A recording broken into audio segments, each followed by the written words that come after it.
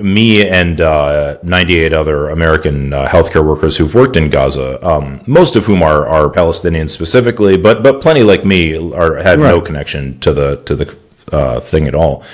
We wrote a letter to the Biden administration just explaining, well, we wrote two, but the second one we wrote had 99 signatures on it, just explaining what we saw in Gaza and what we thought it meant. Most of us were there during the ground invasion, right? And almost all of us saw small children shot in the head or the chest on a regular basis, not talking about 17-and-a-half-year-old boys, or talking about like preteen children and all the way down. The youngest I've heard of was 18 months. I'm sure most of them are quite horrified by it, actually. But a small minority of them are doing this. They're doing it on a regular basis. And the Israeli army, at this point, I mean, we're 18 months in now, has clearly made it a policy not to punish them in any way or not to even care about it, right? Their commitment to ignoring this is so extreme that they actually wouldn't even answer questions from the New York Times about it when I wrote an op-ed there. Everybody that reaches out to them specifically about the shooting of children in the head, NBC or CBS Sunday News, no, they all just refuse to answer the question.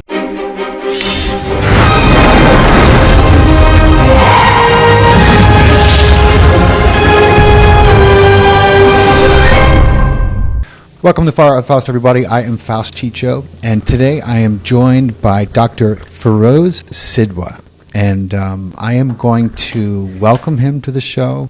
I'm going to turn it over to him to let him tell you about some of the extraordinary things that he's been witnessing and working on in his line of work, and we're going to have a very, very epic conversation and an important conversation. So thank you for beaming in, Doc. I appreciate your time. I know how busy you are. No, thanks for having me. You want to tell everyone your line of work, and I think that we'll go from there. Once they hear that, they'll have an idea where we're going. So I'm a trauma and general surgeon. I work in California, east of the Bay Area, in San Joaquin County, technically in a town called French Camp, but really in a town called Stockton. And I've become a little bit known because I've been going to Ukraine and the Gaza Strip for the past, I've been to Ukraine 3 times since 2022, and I've been in Gaza twice since October 2023. I just got back on April 3rd. I think I got back in the States. Well, I'm glad you made it back safe. Yeah, me too. A lot of people going over there to try to help have not. There are, and it's it's funny because we come back and. And I understand why it's not a false modesty thing, but we come back and people, oh, it's so amazing that you went there, and but it's a funny thing because when you're there, sorry, I'm just rolling the sleeve up. Right, don't worry. When you're there, and especially when you leave, you feel like you didn't do anything useful. Up here, that's not true. You're like, no, I actually helped a lot of people while I was there, but. That when you leave Gaza, you realize the problem there is not that they just needed one more doctor and then everything was going to be fine. It's a very different situation. So, and then, you also, as a physician, you come back and, we know how to do things like campaigning against heart disease or, telling people to eat less McDonald's or, smoke less, whatever, simple things, right? But when it's,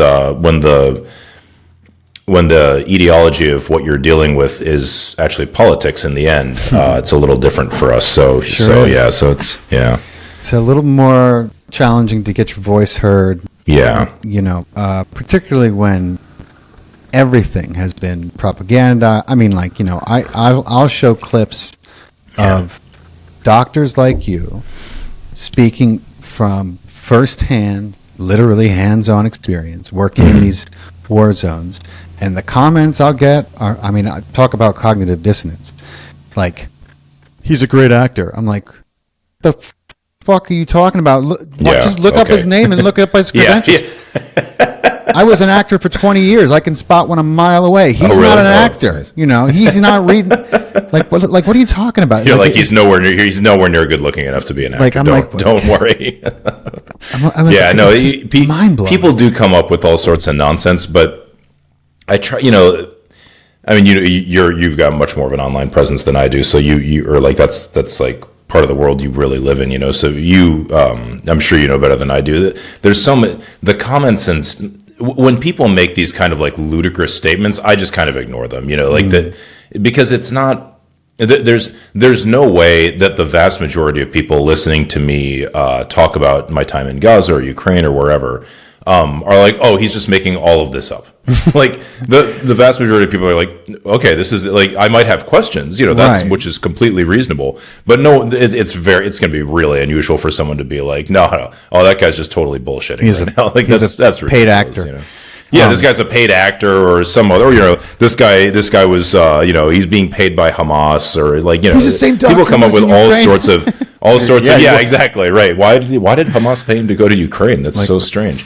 But the people come up with all sorts of like just abject nonsense. And honestly, it's probably not even human beings saying these things. So yeah, half the time you're right. It's wild, but yeah. But it tells you a little bit about our own society. Absolutely. So what's the first of all, I think it's incredible that, and it's a testament that you were in Ukraine before you went to Gaza. This was not about ideology. It was about, so what program were you in? Did you have to sign up for the program and then they send you to kind of, obviously active places where they may need. No, it's the NGO world is super, super disorganized and weird, unfortunately. Okay. So like with Ukraine, for example. So what I did in Ukraine was the Ukrainian military does not want foreign surgeons going in to work with their people because they have doctors. Mm-hmm. They do want training for them though, which is basically what I did. So the International Medical Corps. So one thing people don't realize: most of the world does not have any conception of trauma surgery. Mm-hmm. And it's a very unique thing to the United States, Canada, England, and Australia. It's starting to get out there, but it's really not a thing. So my job, like what a trauma surgeon is in the United States, at least, is someone who stops people from bleeding to death. Right. And then in general can manage the medical problems that those people have after they are severely injured. Because, you break your arm, you get a cast, you go home, you're fine, right? But you get you get your chest crushed in, or you get shot in the chest, or you get stabbed in the aorta in your abdomen, whatever it is, you've got some serious problems and it's going to take a while to recover. So that's what I do. But in Ukraine, that's not, and then, like I said, in most of the world, that's just not a discipline of medicine. So there are surgeons who know how to, say, take someone's spleen out, or repair someone's intestines, or even repair their aorta. But there's not one person who's in charge of a trauma patient from the moment they get to the hospital. So when I went so the International Medical Corps sent out a call for volunteers. Actually, it was mostly funded by the State Department. To go to Ukraine and teach what's basically the intro level American College of Surgeons trauma course. Okay. And we taught it mostly, I'd say probably 2/3 of the people we taught it to were physicians, and the other third were medical students. And a lot of them were people who worked in the military or worked with military with soldiers after they'd been evacuated from a forward hospital. So, or a forward stabilization point, I guess they call them. So that was really cool, actually, because I still remember the very first course I did was in Odessa, and I stayed with what we tried to do. The ultimate goal of this program was to have it being taught by Ukrainians, and that we actually did reach that point, which was great. But the first course, it was all taught by internationals because none of these people had ever seen this stuff before. So when we at the end of the class, there was this big fat Russian dude. He's a huge guy, and he was like 100 years old, and he'd just been sitting at the front of the. He was always in the front, just looking like this, and I was like, "This guy must think we're all insane." He doesn't seem impressed by anything, right? Is that or he doesn't speak and English? He does, and he didn't speak English, and the course was we had translators for sure. I would speak in English, and they would translate to Ukrainian. Right. But but Odessa is also mostly a Russian-speaking city, so they sometimes the Ukrainian was difficult. And we'd have to have somebody else translate in Russian, even though it's technically illegal to do so, and so there were all sorts of things. But this at the end, it's funny. At the end of this course, everyone gets up at the front and gets like an applause and a certificate, like they're in grade school or something. And this is just a cultural thing there. And this guy was the first, I think his name was Mikhaev or something like that. I don't know. I'm not good with Ukrainian names, but he gets up and he says, it's all translated for me, but he says, I've been a surgeon for like 40 years. And I was really skeptical when I came to this course. What are they going to teach me? But I realized I actually don't have any idea. Like halfway through the course, I realized I've never heard any of this stuff before.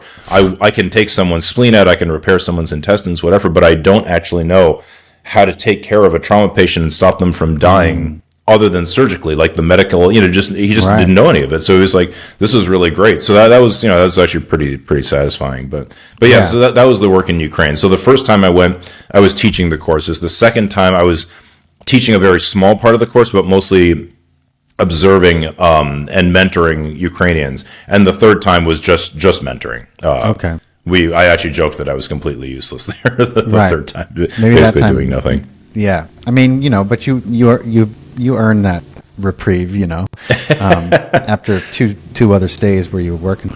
So I just think that's, awesome that you were in Ukraine. And then, so I think a lot of people, when they see doctors going to Gaza, they assume that, okay, they must be Palestinian. They must be, related. Why else would they go? And therefore, everything they say is possibly compromised and biased. So what brought you to Gaza? And what is, are you Palestinian, or do you have any? No. Okay. No, no real connection, actually. When people look at me and they hear Feroze Sidhwa, that could be an Arab name, who knows? But but no, so my family, just because people ask, my family is from a small religious and ethnic minority in India and Pakistan called the Parsis. Cool. Okay. So they follow a religion. I'm not a religious person at all, but they follow a religion called Zoroastrianism. And actually, I grew up in a very Islamophobic household because the kind of like so Zoroastrianism was the state religion of the Persian Empire under Cyrus, long time ago. Right.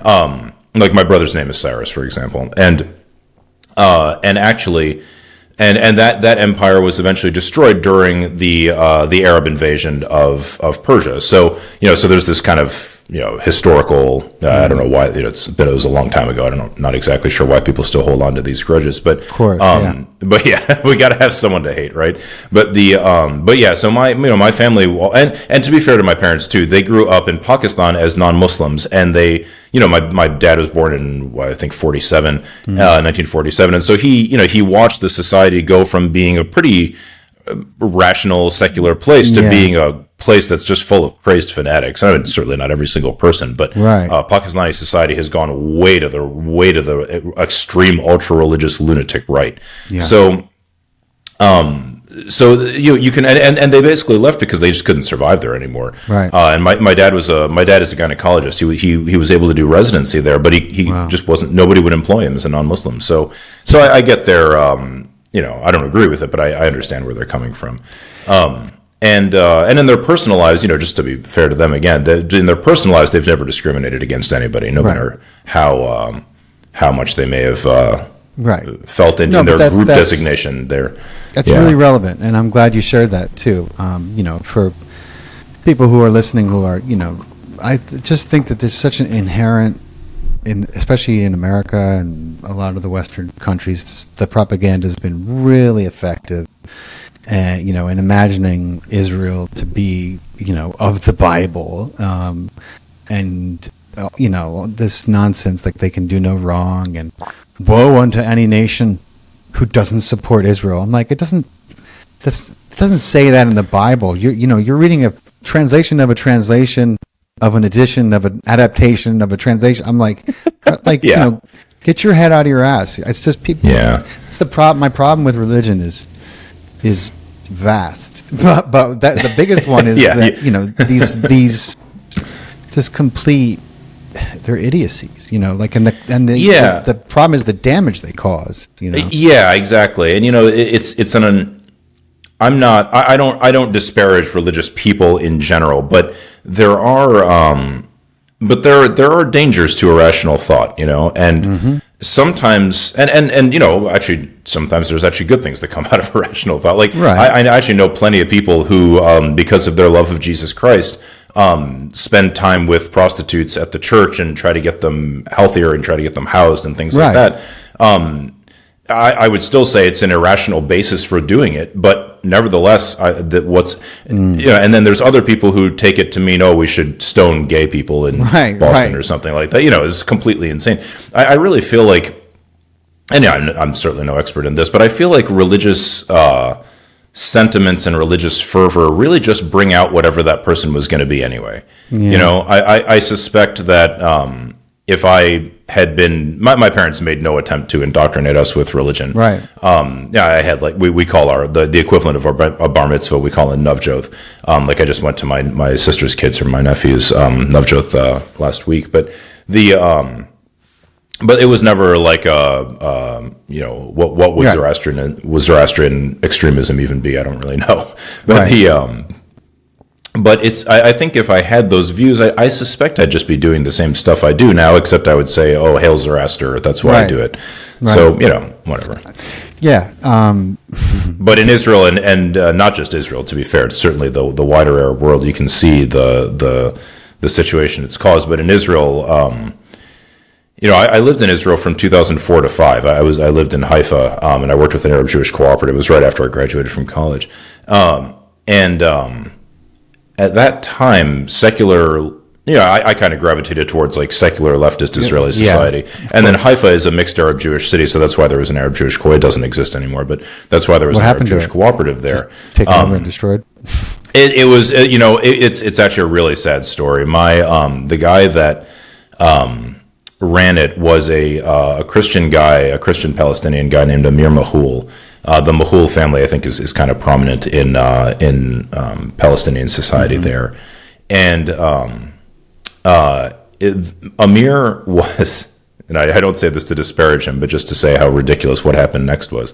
Amir could not think his way out of a paper bag. He was not a smart fellow. He was not an ambitious fellow. He was a good-hearted person. There's no doubt about that. He only had the best intentions, but he was not a gifted organizer. He was not a gifted intellectual. He wasn't gifted in any way. Right. He was tall. He was a tall fellow. After the 2006 war between Israel and Hezbollah, where the Israelis that war was essentially a loss for Israel, and it was extremely demoralizing. They arrested him and just accused him of being a Hezbollah spy. Now, why this random Christian guy who has no ability to do anything competently would be spying for Hezbollah, and what that would even mean is just, it's completely ridiculous. But and you can tell how ridiculous it is because I've been in his home. And I worked for him, and nevertheless, I am admitted to Israel, I'm admitted to the West Bank, I'm admitted to Gaza. So it's totally ridiculous. There's a lot of widespread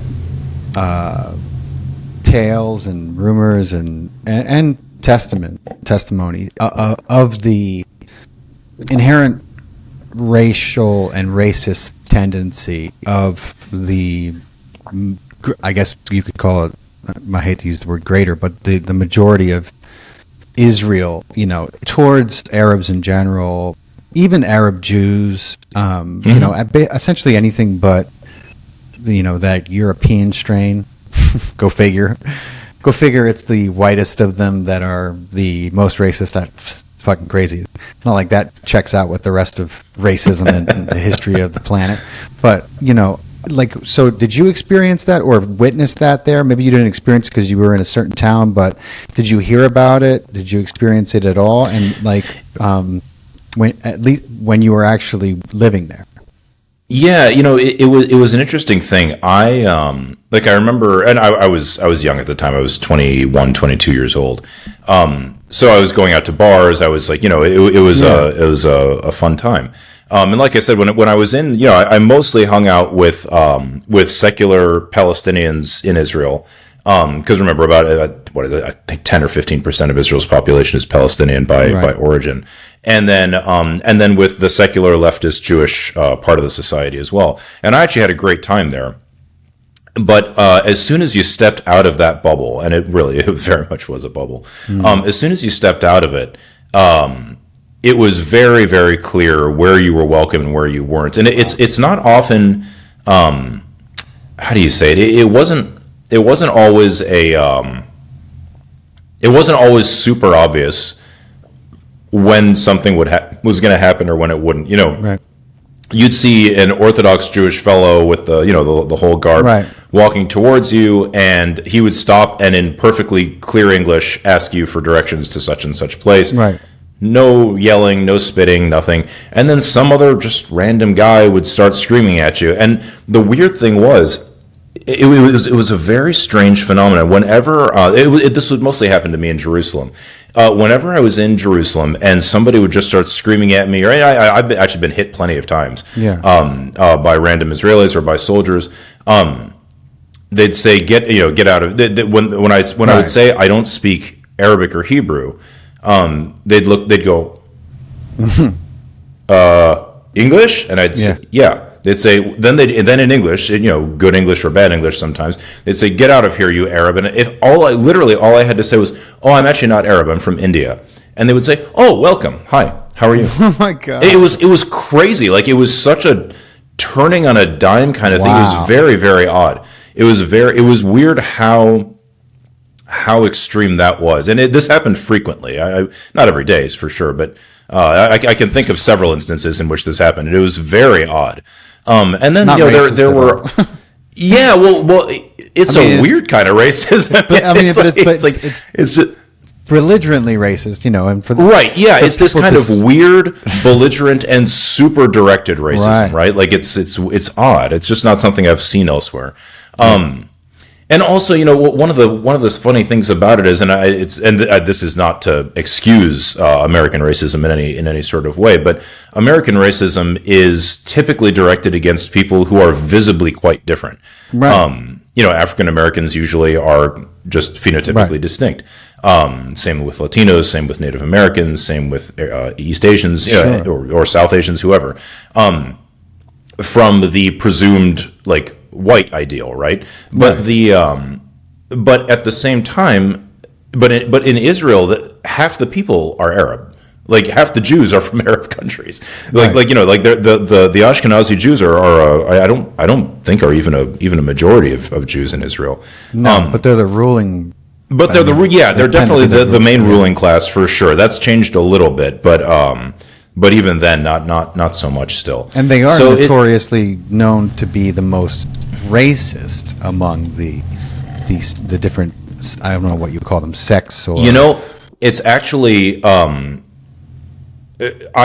couldn't quantify the racism of different parts of society for you, but I will actually tell you that plenty of Palestinians would tell you the opposite. They would actually tell you that the Mizrahim, the Arab Jews, from places like Morocco and Iraq and places like that, they often, and the way the Palestinians think about it is because they're trying to fit in, they're trying to prove, no, we're not Arabs, we're really Jews, just like you. They often they often beat them. They often tell them that the worst beatings they get are from what we would call Arab Jewish soldiers, but because they're trying to show, they're trying to prove that they belong. Yeah, that's the way they say it. I know. I've heard Israeli activists say the same thing. I don't know, true or not. I couldn't tell you, but because of that, they end up being, the society ends up being, Israeli society ends up being very, very divided. Mm-hmm.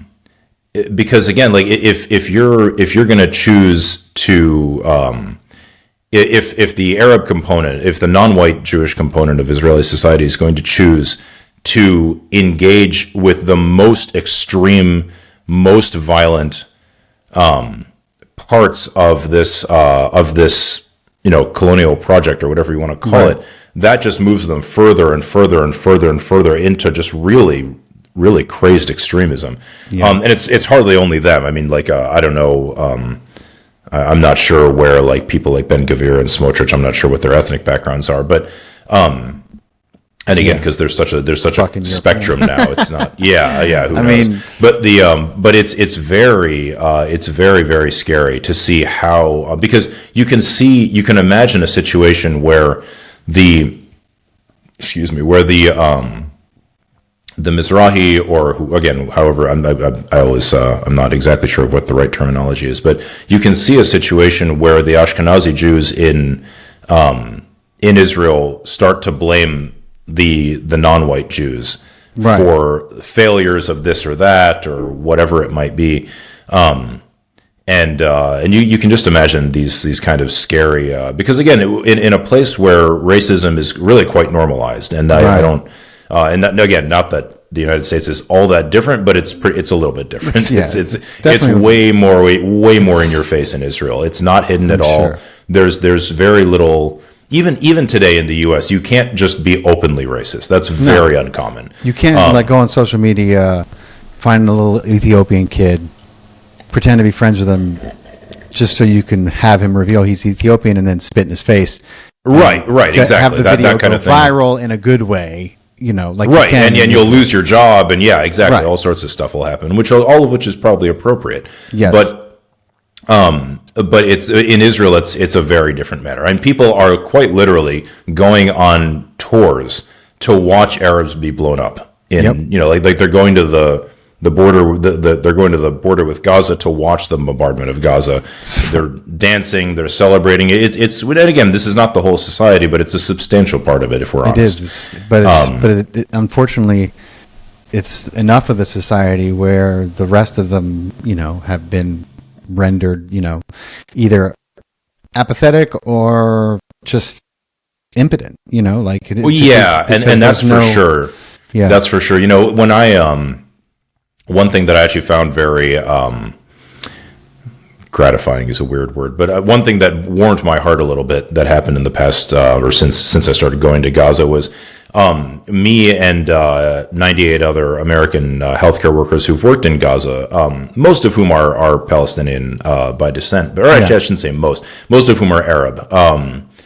Plenty of whom are Palestinian specifically, but plenty like me had no connection to the thing at all. We wrote a letter to the Biden administration just explaining. Well, we wrote two, but the second one we wrote had 99 signatures on it. Just explaining what we saw in Gaza and what we thought it meant. After that letter came out, I think the last time I checked, it was 282 Israeli healthcare workers actually signed a letter endorsing our letter. Wow. And they didn't, their government is so extreme that they didn't even bother sending that letter to Netanyahu. They just sent it to Biden. Wow. You know what I mean? Like that was pretty shocking to me, but I was very grateful for that. And actually I've met a lot of new Israeli friends and your because letter, of that effort. That's heartening to hear, that actually happened, and that there are. I mean, it makes sense. Why would you kind of report your name to, the person who's going to then end up putting you on a list, when you can just send it to Biden and hope you don't see it. A few of them actually had to leave the country afterwards. It doesn't surprise me at all. That seems to be the way it is, which tells you all about the quote democracy of the Middle East that you keep hearing. Yeah, and that's another thing that is often. I don't want to say exaggerated exactly. Like, is there voting in Israel? Yeah, for sure. There's voting. There's voting in America too. There's voting in America too. Yeah, exactly. There's voting all over the place. But there are a lot of aspects of Israeli society that no one in their right mind would consider compatible with democracy. even democracy just for Jews, honestly, that no one would consider compatible with a democratic state and a democratic existence. I see. So the letter you sent, the one that these Israeli doctors signed off on, essentially, if you could sum it up, what did it say to the Biden administration? So we the first letter, it was actually a political office that reached out to me and said it was after I got back from Gaza the first time. It was probably May of 2024 at that point. And they said, have you considered writing a letter to Biden? And I was like, no, I'd never, Biden again, I really don't know how to do any of this stuff. I was like, do I just send it to 1600 Pennsylvania? I don't even know. Dear Joe, exactly. So that was actually, I still remember when I wrote it, it just said, Dear President Biden. Yeah. And then I was like, how do you actually address the president of the United States? So like literally right before I was going to make it a PDF and put it on Twitter, I was like, oh God, I gotta go find other letters to the president. And so I was looking on senators' offices and seeing what their letters look like. So I had no idea. But but so they said, Netanyahu's going to come give this speech in July of last year in Congress. And if you can, if you can write a letter that kind of coincides with that, because obviously we're not going to be brought to Congress to testify, no matter what we do. So we did that, and in the letter, I haven't looked at it for a long time. If anybody wants to read it, it's at GazaHealthcareLetters.org, which I don't make money off the website or anything. Right. It starts off. It's just an explanation of what we saw while we were in Gaza. Firstly, that most of us were there during the ground invasion, right? And almost all of us saw small children shot in the head or the chest on a regular basis. Not talking about 17-and-a-half-year-old boys, or talking about like preteen children, and all the way down. The youngest I've heard of was 18 months. And these are with single wounds. You know what I mean? Now, and if we didn't go into the military aspect of it, but there's a lot of fighting going on, obviously. Right. So could a child be shot on accident? Yeah, and of course, could two be shot on accident? Sure. Yeah. Could one of them have been shot by some crazed Hamas lunatic who thinks this is going to solve the Israel-Palestine conflict if I shoot this kid in the head? Yeah, that's possible, but it doesn't explain in the catchment area of every hospital in the Gaza Strip for, at that point, 8-9 months. Every day, a kid being shot, that doesn't explain that. That's completely ridiculous. That is obviously Israeli. And actually just yesterday, This American Life did a piece about me and some other doctors who went there, specifically about this question of shooting small children in the head and chest, and they came to the exact same conclusion I did, which is that Israeli soldiers are doing this. Certainly not every Israeli soldier. In fact, I'm sure a very small minority of them. I'm sure most of them are quite horrified by it, actually. But a small minority of them are doing this. They're doing it on a regular basis. And the Israeli army, at this point, we're 18 months in now, has clearly made it a policy not to punish them in any way, or not to even care about it, right? In fact, it's so extreme. It's so their commitment to ignoring this is so extreme that they actually wouldn't even answer questions from the New York Times about it when I wrote an op-ed there. They wouldn't answer questions from This American Life about it. They would, the BBC, everybody that reaches out to them specifically about the shooting of children in the head, NBC or CBS Sunday News. No, they all just refuse to answer the questions. So I wonder why. Well, yeah, exactly. Because it's they don't want to acknowledge it. Yeah, exactly. Because if you acknowledge that you're even investigating somebody for it, then all of a sudden, then you're acknowledging that it's happening. That it's happening. Yeah, exactly. Or even that you think that there's some credible possibility that it's happening. Well, if that's true, that's a very, very serious problem, right? Because you that's not were there documented cases of American soldiers in Iraq killing children? Yes, deliberately. Yes, there were. In Vietnam, much more severe problem. Yeah. But nevertheless, when those incidents were certainly, when they were made public, they were certainly investigated by the U.S. military. I couldn't honestly tell you if anybody was punished for it or not. But in Iran, it just speaks. And this is the reason that we highlighted the widespread shooting of small children, was that it tells you what the attack on Gaza is, or at least what one component of it is. Right. Is there a component of trying to get rid of Hamas? Maybe. I honestly don't see much of it, but maybe that's there too. But the large majority of what is going on is an attack directed specifically at Gaza's civilian population. Yes. That's the only way this makes any sense. And furthermore, that tracks with literally everything else that's going on. The whole place has been turned into a moonscape, Yep. This isn't how you would fight a war against Hamas. Exactly. There's a reason why the bulldozers are on standby every single bombing raid, every single attack. Yeah. Who brings bulldozers to war? People looking to quickly turn over the property they're taking. It's so obvious, but I don't know what's happened, to the American population. I think that everyone is just completely unable to believe what's happening, and also just scared. There's so many variables with the economy and the fucking, now they're trying to get us into a war with Iran, and if that means Russia, and No, it's a scary time. It is a scary totally time. a scary time, and Netanyahu is one of the best manipulators politically out, still out there lurking around, he tends to find a way to get what he wants. And that's because Israel's really good at bribing and blackmailing countries and people around the world. That's part of it. Yeah. That's part of it. But I don't want it to go. I don't want to use. And you're not doing this, but I just want to make it clear. I never want to use the Israelis as an excuse for not looking at ourselves. Right. What we just take Netanyahu and the war with Iran thing, right? Benjamin Netanyahu has been saying since probably 1999. Yeah. Like we're coming up to 3 decades. Right. Has been saying that Iran is 6 months away from a nuclear weapon. Yeah. In Congress, in the media, in the U.S. media, in the Israeli media, like on the moon, everywhere he can get a venue, right. He says this all the time. Now, I still remember actually. I think it was when Netanyahu came to Congress during Obama's time, when Obama and Biden both, or at least Obama wasn't there. I can't remember if Biden went, but I don't think he did. But either way. During that speech, one of the things, if I'm remembering which speech it was, but it doesn't matter. During one of his speeches in Congress, he again did this thing. Iran is so close to a nuclear weapon. Yeah. We have to attack Iran. Otherwise, the whole world's going to end.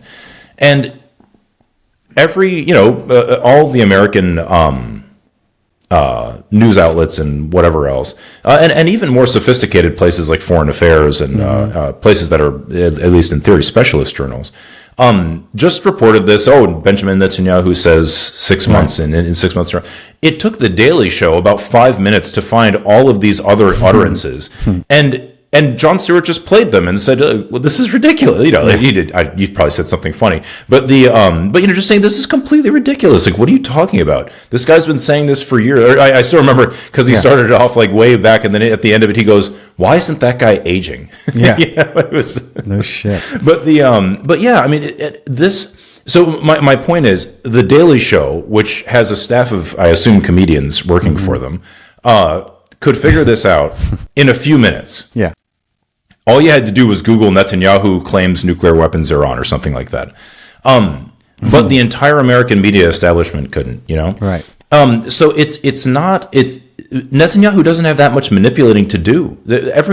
These people are happy to be manipulated. You know what I mean? Like, oh yeah. And furthermore, just to be clear, and I mean this exactly as I'm saying it. I think this is an extremely dangerous thing for American Jews because Netanyahu, Lily Greenberg Call, she's a young Jewish woman. I think she's in her 20s. She's quite young. She was a Biden political appointee, I think, to the Department of Interior, if I'm remembering correctly. But probably 6 or 8 months ago now, she wrote a letter. When she resigned from her post, and she resigned because of what was going on in Gaza. But she also pointed out, in other words, what we were doing to Gaza with Israel. Right. But she also pointed out that not only are we attacking and obliterating this entire society, but she said the way she put it was, I can no longer, something like this, I can no longer in good conscience work for an administration that is making Jews the face of the American war machine. And I thought I think I was in Gaza when I read her letter. And I remember, it kind of warmed my heart to see that, because I was like, I've been screaming this and everyone just tells me I'm crazy. But the Biden administration is just scapegoating Jews. That's all they're doing. Sitting here saying, yeah, we have to destroy the Palestinians to keep Jews safe. We have to attack Iran to keep Jews safe. We have to blow up the moon to keep Jews. It's just ridiculous. Like everything is just presented as if it's got something to do with Jews, which is just, it's crazy. And again, the American media loves to go along with this crap. Yeah. So, I'll just tell you, like, personal experience. When I wrote when I got back from Gaza, and after that first letter, I wrote a New York Times article where I polled American healthcare workers who've been in Gaza and asked them specifically, did you see children shot in the head on a regular basis? Did you see starvation? Did you see children die of easily preventable disease? Just a series of questions. Right. And the vast majority said yes to everything, because I kind of already knew they would, because I'd already That's why I was taking the poll in the first place. But you just show the data so that people can see it. And after that, there's nothing in the article about Jews. Nothing. Like the whole. In fact, the whole article is about. The article is not about what Israel is doing in Gaza. It's about our support for what Israel is doing in Gaza. And the last line of the article is, when this is over, we Americans need to take a long, hard look at ourselves. Right? Because again, I'm not Israeli. Why would I be? I don't.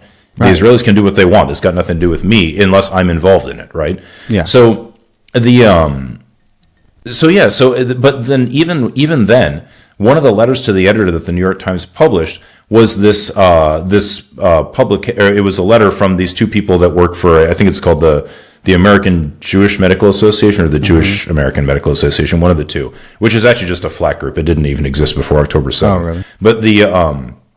But they published this letter saying that this article is hurtful to Jews. It's like, what? What?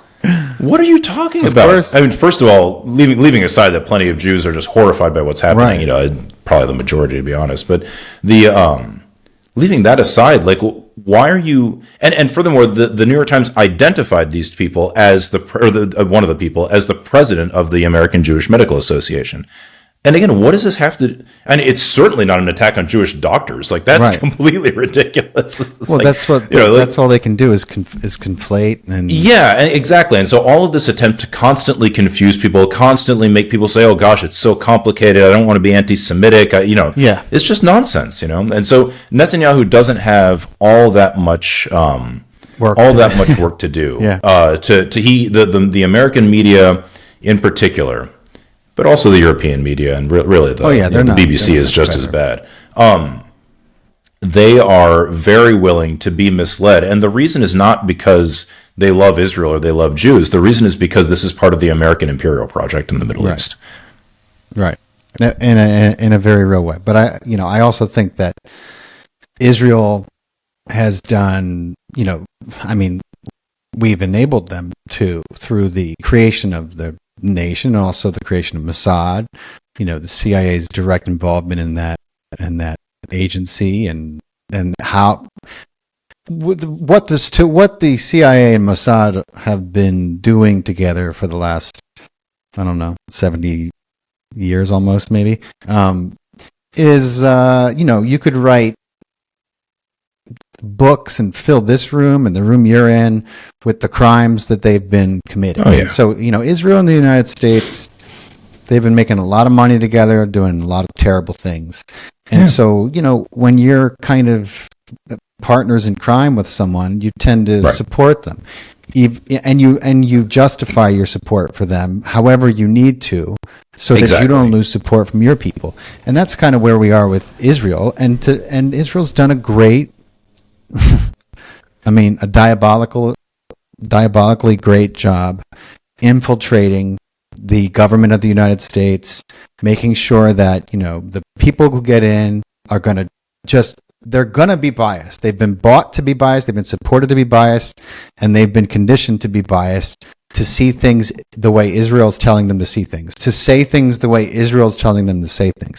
That's the oath they take when they take the AIPAC money, and if you want to go against that, then your opposition is going to be well funded. If you decide you don't want that money, very few people, end up remaining. You have a few holdouts, like in Michigan, and where the majority population is more Arab and Muslim, but the whole system is, it's just, you could see why they knocked off JFK, one of 1,000 reasons, I always say. He had a problem with Israel getting their hands on a nuke, and he wanted them registered as a foreign agent so that they could not operate completely bribing Congress and the Senate at every turn, and they the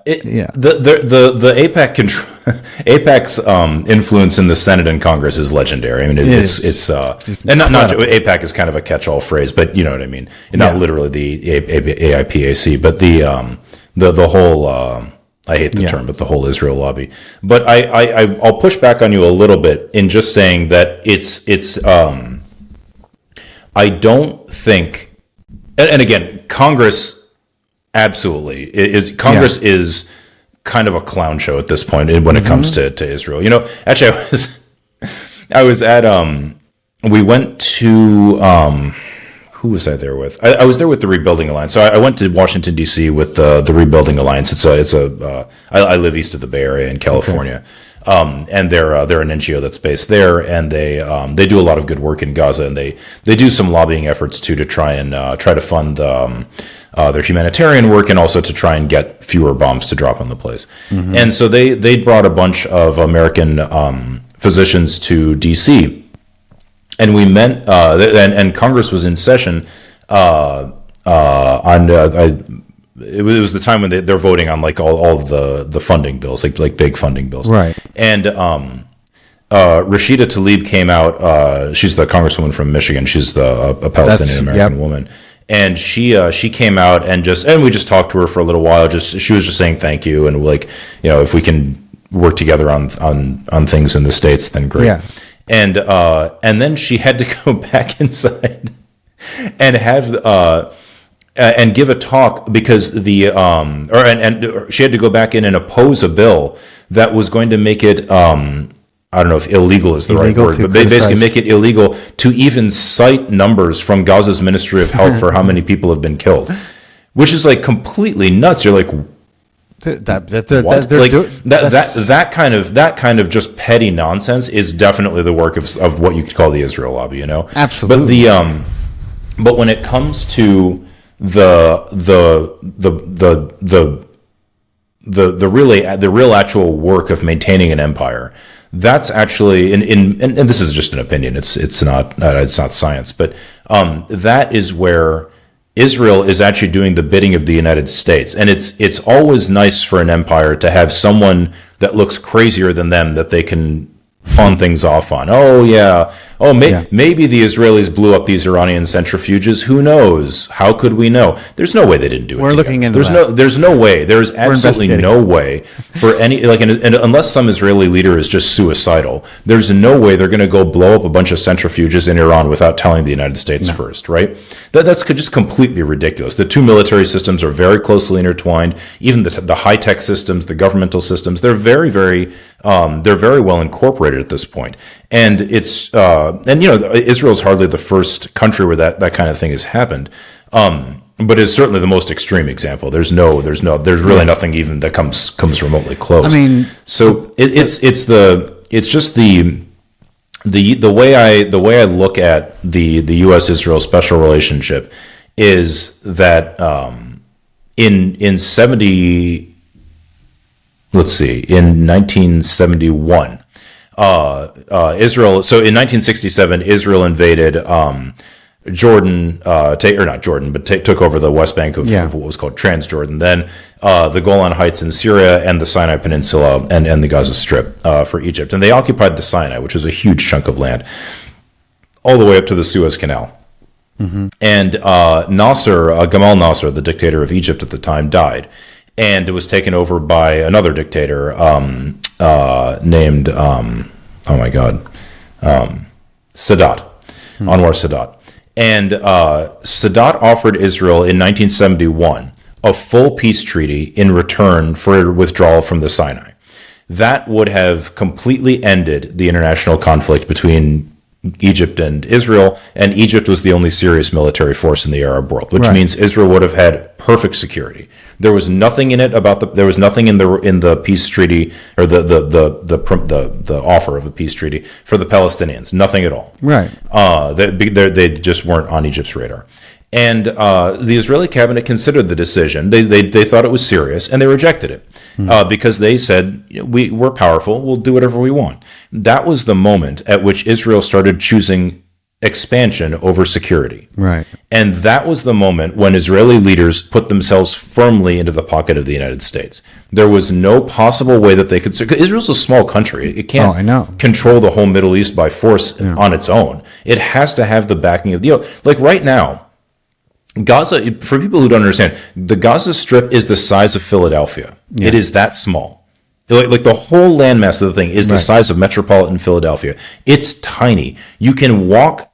Gaza is the length of a marathon and the width of a jog. Like literally, it's very, very small. And despite that, Despite how small this place is, it has no air defenses. It has no defenses of any kind, really, but no air defenses at all. Israel has been bombing the living hell out of this place. Despite it being so small and so completely and utterly undefended, Israel is still getting multiple huge shipments of arms every week from the United States to keep this slaughter going. So they can't do anything. They can't do any of this stuff without the United States. Without the U.S., they would have, or at least without this crazed level of support for just anything they do from the U.S., they would have to come to some sort of negotiated settlement with the people that they live near. Well, the U.S. doesn't want that. No. If Israel all of a sudden becomes there's a lot of, number one, it's a huge transfer of wealth from you and me and regular taxpayers to arms manufacturers, That's right? And who owns the arms manufacturers? That's a huge amount of, it's not a small thing at all. No. And bankers and plenty of others, unfortunately. Same business, same industry. But exactly. There was a huge component of money. But also an Israel that is at peace with its neighbors is just not useful to the United States anymore. Like how does it help? How does that help anything? And you got to remember, the U.S. has chosen to control the Middle East by force since the 1950s. True. Like in the 1950s, Eisenhower, he was talking about Indonesia, but Eisenhower went to Indonesia, and when he came back, he went to the National Security Council. Eisenhower was the president back then. Right. He came back and he said, when I was in Indonesia, there was a campaign of hatred against the United States. And he said, not from the government, because we owned the government at the time. He said, not from the government, but from the people. And so he told the National Security Council to look into why that is. So they came back with a report, and it's been declassified since, so it's interesting reading. They said, it's true, President Eisenhower's observation is true. There is a campaign of hatred against us. The talking points, I'm not quoting exactly, but something like this. The talking points of this campaign are that the United States blocks democracy and development and supports dictators in order to control the resources of the region. And then they said it will be very difficult to fight against this campaign of hatred because it's correct. That's exactly what we're doing. We are blocking democracy and development exactly in order to control the resources of the region. So yes, because we're doing what we want to do, because it's obviously they don't call it illegitimate. They actually say it's exactly legitimate. It's what we should be doing. But normal human beings like you and me can realize that's completely illegitimate exercise of power. So of course there's going to be a campaign of hatred against us, and we just have to deal with it. So and Israel has a huge role to play in that system of.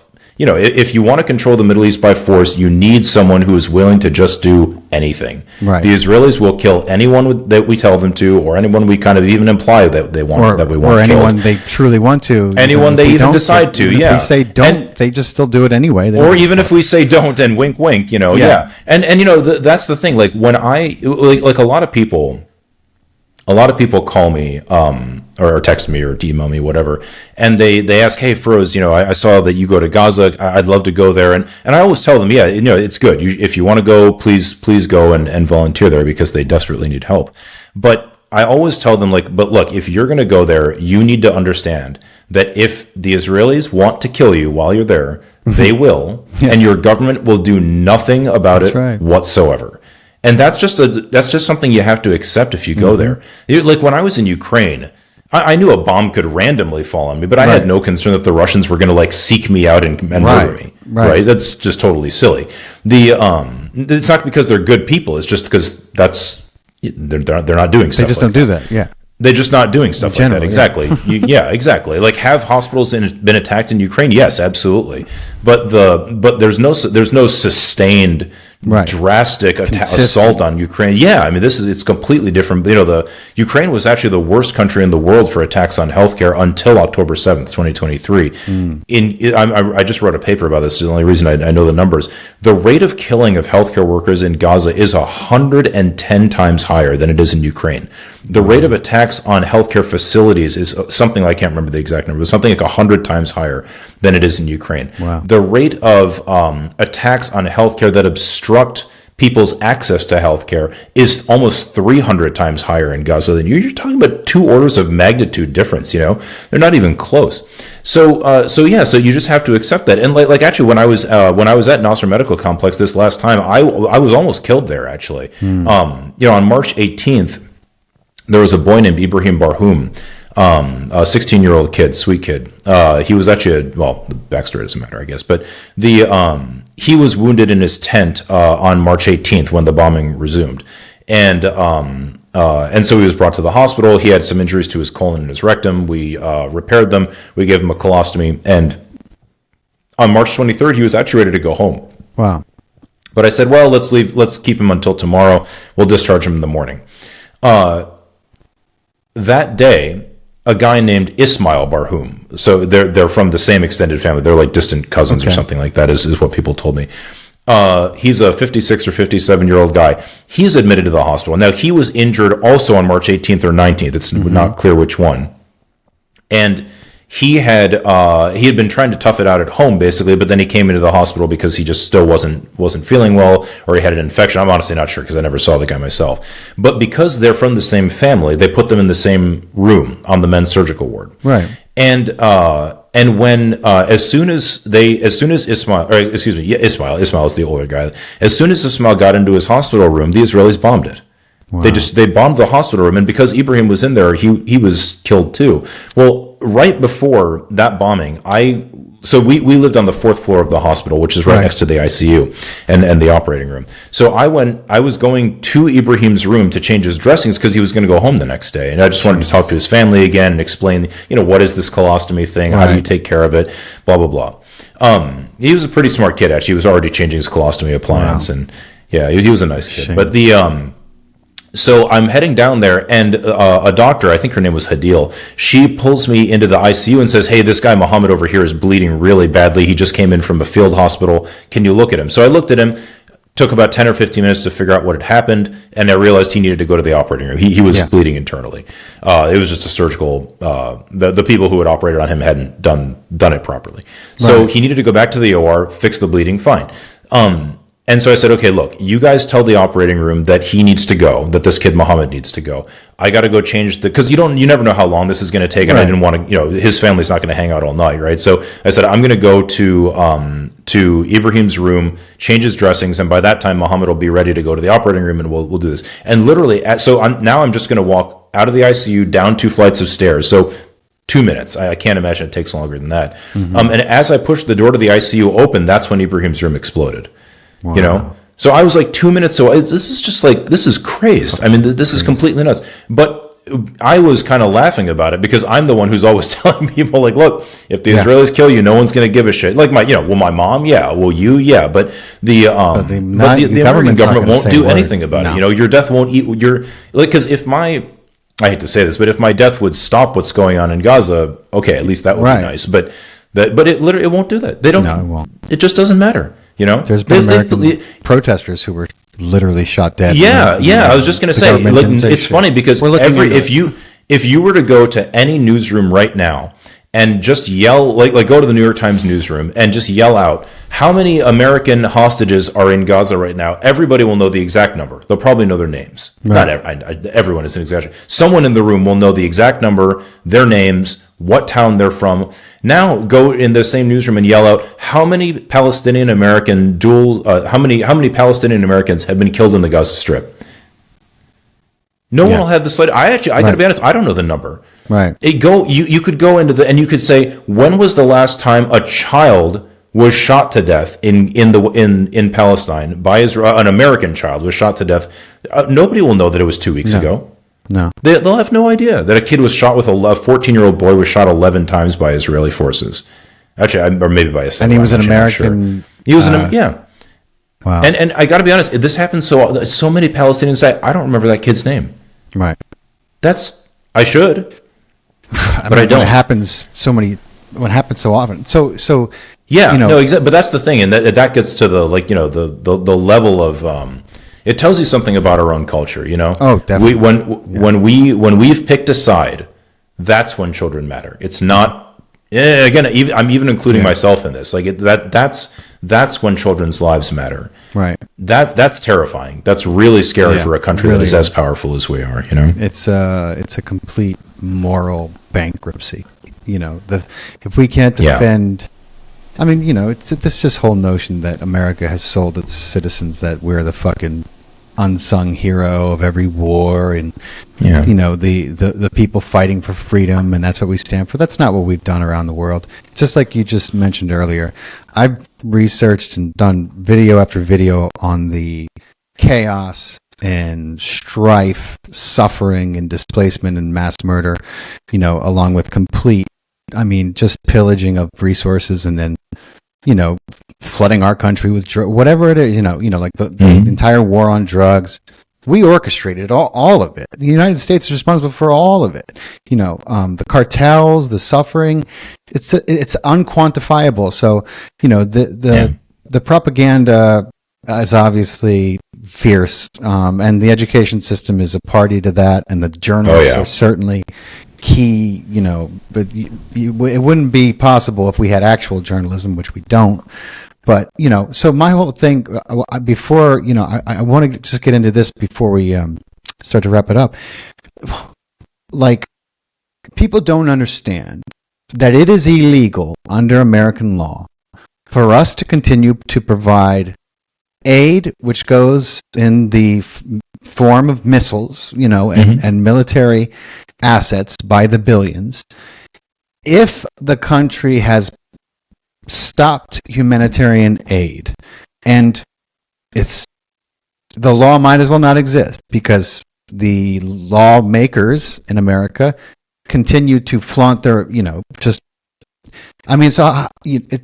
first of all, like, you've been there, and is the blockade and the complete stopping of humanitarian aid, is that real? As far as I understand, it's been going on for like 50 days now. It's been really bad. Yeah. So can you talk a little bit about that, and then I want to know some of the things that you saw on the ground working there, and what you think people need to know is actually really true about what they're hearing. Sure. So talking about the blockade. So just so people know, on January 19th of this year, that's when the Trump-Witkoff ceasefire went into effect. Now, the Israelis never really adhered to it to the letter, to be sure. If anybody wants to read the full text of it, it's in the Times of Israel. Just Google Times of Israel ceasefire document. The Times of Israel is an English language newspaper in Israel. It's a pretty right-wing newspaper, actually. It's mostly meant for like Brooklyn Jews. Right. But the Times of Israel published this whole thing, and it's very, very clear what the ceasefire, and anybody can read it, it's not that long. The ceasefire is a schedule for releasing hostages in exchange for normalizing conditions in the Gaza Strip, basically meaning the withdrawal of Israeli troops and the admittance of aid, and especially aid which is specifically designed to alleviate the lack of shelter in Gaza. Because you got to remember, at this point, 90-something% of homes in the Gaza Strip have been destroyed. Homes, apartment buildings, whatever it is. Virtually everyone is homeless. Mm-hmm. I'll tell you just a personal story. When I was at Nasser, before the ceasefire ended, when I was at Nasser, probably like on March 10th or 11th, I walked from Nasser Medical Complex to Amal Hospital, which is about a mile, maybe a mile and a half away, something like that. And on that walk, which is like right in the heart of Khan Yunis, which is the functionally it might be the biggest city in Gaza right now because all the other ones are empty. But right in the heart of Khan Yunis, and I mean this exactly as I'm saying it, there are 0 undamaged buildings. And I don't mean a building that has there's a little bullet hole here. Every single building has a wall missing or is gone. Like the whole building is just pancaked down. Every single one.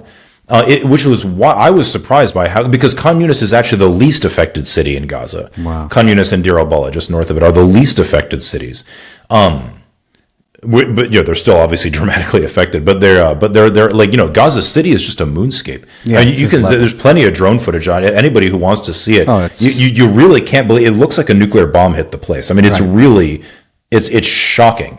So that's what the ceasefire was a way of focusing the humanitarian aid that was going to be brought in on specifically the injury to civilians that had happened.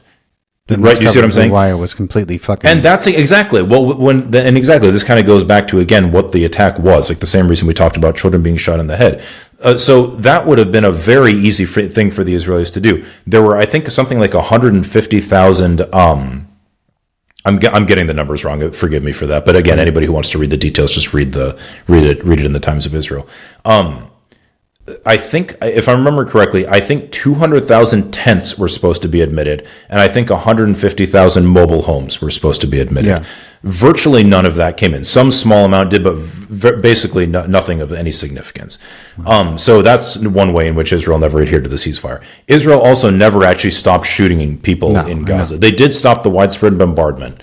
That thank God was stopped for a little while. Still, every day that I was there before the ceasefire broke down, we saw one person shot by the Israelis at least. And people who were in the north of Gaza said it was way worse. They said it was an hourly basis that people were coming in shot, especially by drones. But nevertheless, there was a ceasefire in place.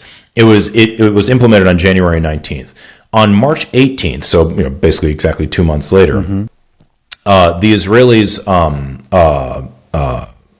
broke the ceasefire with a huge bombing campaign, but they had closed the border to all entry and exit of anything. Literally nothing. People have said it was an aid cutoff, but that's not true. Commerce is not allowed in. Commerce is not allowed out. Nothing has gone in or out of the Gaza Strip. Literally nothing since March 2nd. My God. Now, like I mentioned earlier, Gaza is the size of Philadelphia. Imagine what would happen if you put a wall around Philadelphia and then didn't allow anything to go in or out. I mean, of course, there's some extra food.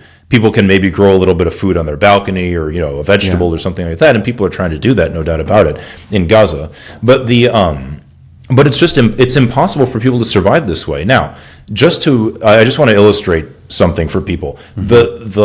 The degree of starvation that has occurred in the Gaza Strip is not, it is for some reason, it's just not reported on. Well, I say for some reason, we all know what the reason is, but it's not reported on. When I wrote, when we wrote that letter to Biden in October, I created an appendix to that letter. It's basically just full of everything that I could find in English and in the public domain about Gaza, and that was relevant. And one of the most important things is the integrated food security phase classifications reports on Gaza. So the IPC is the technical group in the world that monitors food insecurity, major food insecurity problems, what normal people would call famine. And the IPC has put out several reports on Gaza. And in September of last year, right? So 8 months ago, something like that. In September of last year, looking at their reports, and to be fair, their reports are not meant to be used this way, but there's no other data available, so this is what you got to do. Using their reports, at that time, it was impossible with even the most conservative assumptions, literally the most conservative assumptions possible. It was impossible to estimate that less than 62,000 people had died of starvation-related causes in Gaza. Wow. 62,000 people. Now, to be fair, the lead historian, the leading historian of famine in Gaza is a guy named, leading historian of famine in the modern world is a guy named Alex DeWall. He works at the Tufts Peace Center or something like that. I think he's the director of it, and he thinks that those numbers are probably too high. He thinks that it's probably less than that, but not based on by his own admission, not based on anything. Right. Just because he thinks that it's probably just too high. And I can't disagree with him. It's a technical, it's a moral question, obviously, but it's a technical question too. How many people have died? But nevertheless, you're talking about a place that had already been starved for 15 months, right? Right. Now, from January 19th until March 2nd, it's true that more food came in, but still not huge amounts. They didn't build mountains of chicken or something. Right. But but nevertheless, quite a bit more food came in than what was available before. Now, remember, electricity is still not widely available. Remember, almost every business has been destroyed. Right. Most of the road system has been destroyed. So this isn't a place where you can just walk down the street, find a refrigerator that works and is connected to the electricity. So you know what I mean? This is a very challenging place to preserve, say, animal proteins, right? Yeah. The only thing that you can easily preserve in this place is dried foods like beans, canned foods like beans, and things like rice and flour. Right. That's all we ate. When I got to Gaza on March 6th, that's just 4 days after the blockade started. we had goat that night, and I don't really care about eating. Like I do eat meat, but it doesn't like freak me out if I don't have meat for a few meals. But this is a meat eating culture. Yeah, this is a meat eating culture, and I was there during Ramadan. Right. So people are trying to impress you by giving you the best food that they have, Right. And beyond that, I'm a foreigner. I had all the money in the world there, and I think I brought $5,000 with me. I had plenty of money, way more money than almost anybody else, But from March, like I said, that night we ate rice with goat. From then until March 28th or 29th, I never saw an animal protein again. Jesus. We had a little bit, like there would be a few chickpeas mixed into the rice or a few lentils mixed into the rice. That was it. Wow. That was it. And that's what and I actually found out at the end of the trip that our food was actually coming from the World Central Kitchen. I didn't even realize that until then. Since then, and I don't know, like on March 28th, somebody like found a chicken, so we ate that for the next 2 days, and then there was nothing again. Wow. Yeah. And so this is what people are dealing with. Now you can say, oh well, you can survive without meat. Yeah, you can certainly survive without meat, but with a diet that includes a wide variety and a large amount of fresh vegetables. Right. That don't exist in Gaza. No. I did not, for the first few days, again, we had some cut up cucumbers and tomatoes. Maybe on, I wrote all this down in my diary. I just can't remember the days now. But I think about a week or a week and a half in, tomatoes disappeared. Another week in, cucumbers disappeared. And the reason is because most people were just growing these things in their own little plot right outside their tent. Yeah, exactly. There you can only, because all of so Gaza is bisected by the Salahuddin Road. It's the north-south road in Gaza, because Gaza's a thin strip, right? And going up and down it is the Salahuddin Road. Basically, everything east of the Salahuddin Road is fertile, and everything west of it is not. Everything west of it is just the beach, basically. Right. And everything east of it is the eastern or the southwestern edge of the aquifer that Israel and Gaza share, or are supposed to share. Right. And but the Israeli troops not only are occupying, but have deliberately, and not just since October 7th, but even going all the way back to 2008 and 9, Operation Cast Lead, have deliberately destroyed that farmland over and over and over and over again. By 2014, it was basically useless. And they've also destroyed all the wells in that area and like all sorts of stuff. So that's actually, if anybody's ever seen these satellite images, people, it's kind of funny because this is one place where the what's done is so extreme and seems so antithetical to anything you can think of that people they say this has to be fake. Right. There are at least 2 instances that I know of now of bulldozer operators carving enormous Stars of David into the farmland of eastern Gaza while they were destroying it. And they're found on satellite images. You know what I mean? Like, it's crazed. I actually, this tells you something again. I assumed that they were actually faked until I read about them in Sarah Roy's book on Gaza. Sarah Roy she's a not that it matters, but she's a Jewish woman at Harvard's Center for Middle East Studies. She's certainly the world's leading expert on the Gaza Strip. I assumed that these images were faked actually until I saw them written about in her book, and I was like, I always assumed those were fake. Apparently they're not. And then it was just recently done again, actually. So this kind of crazed level of destruction has been going on. It's not just since October 7th. This is something that people who are a little bit younger than me maybe don't realize. Israel has been destroying Gaza since 2008 and 9. Actually, after 2008 and 9, the attack on Gaza then was called Operation Cast Lead. In that attack, after that attack, there were you can imagine lots and lots of human rights reports written about it. The biggest one was from the UN fact-finding mission. It was colloquially called the Goldstone Report because the guy who headed the commission was a famous international jurist named Richard Goldstone. And that the first line, or the first few lines of the conclusion of that report, are something along the line, I can't remember the exact words, but something like the operation that began in December and ended in January of 2008 and 9 was designed to punish, humiliate, and terrorize a civilian population. But then and that's the line that gets quoted quite often. But then the next sentence, or maybe the rest of the sentence, I can't remember, but the next line is, and to rob them of the ability to provide to themselves the necessities of life. Wow. And that's exactly what not just cast lead, but cast lead, pillar of defense, protective edge, and this one, which they call swords of iron. That's exactly what everything that they've been doing in Gaza has been meant to do since cast lead. I mean, that is the definition of a genocide. And that's actually why it's very interesting. If you look at this question of genocide, I'm not a legal scholar, so I don't take a position myself one way or the other, and also I don't really care if it's genocide. It's bad enough that it shouldn't be happening. Right. But if you look at the journal, there's a journal of genocide studies. It's actually very good. And as you can imagine, the people who are most often publishing there are people who study the Holocaust, right? Right. People like Omer Bartov and Raz Segal and people like that who have said quite explicitly that what's going on in Gaza is genocidal. Right. If you look back, their September issue, September of 2023, so the month before the October 7th attacks, actually had a debate about whether what Israel was doing in Gaza was genocidal already. Wow. You know what I mean? So it's not, October 7th. And it was before October 7th. That's what I'm saying. Wow. Yeah, it's really kind of a wild. I hope I'm remembering the exact, but it was definitely before October 7th. So this is not some new thing that's been going on, this is just, and that's why when sometimes people look at me like I'm crazy when I say that the October 7th attacks are an excuse for what's going on, not the cause of it. And they say, "Well, Feroze, it was so terrible." I was like, no, what happened was awful. That no one. October 7th was a shocking crime, but there have been lots of shocking crimes in the world, right?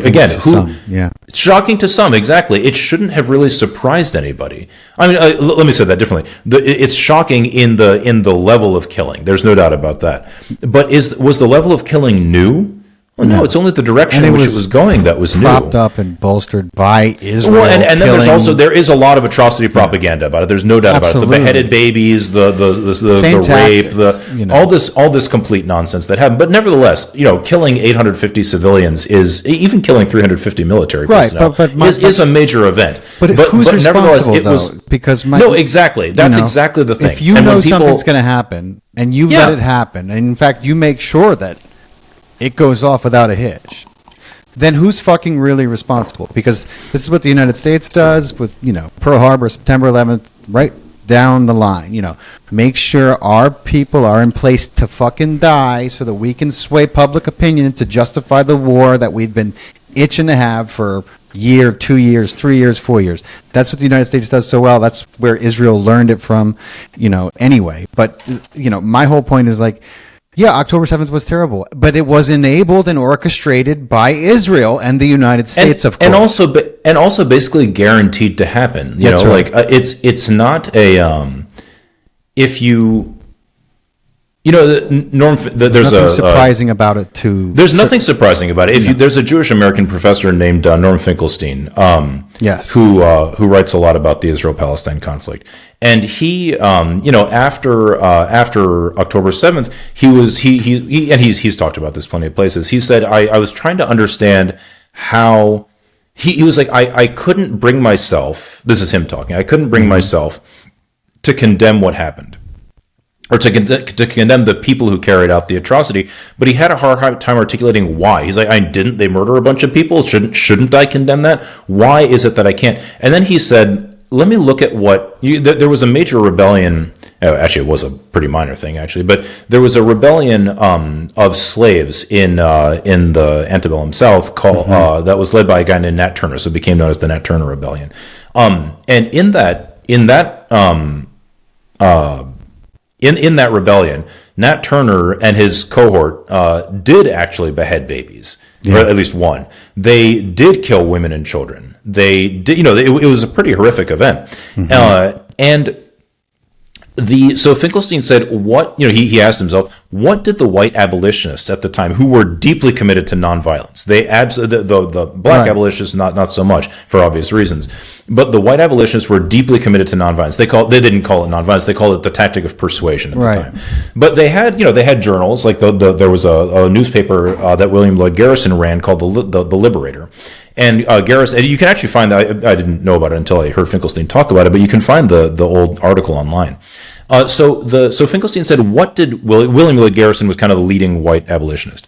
What did he say about it? So if you go and read his editorial in his own newspaper about the Nat Turner rebellion, he basically just says, "We told you this would happen. Right. We told you over and over and over again. If you cage people and treat them like animals, of course some of them are going to act like animals. That's right. What could you possibly think was going to happen? The fact that you're acting all shy, and he basically says, "Get out of it."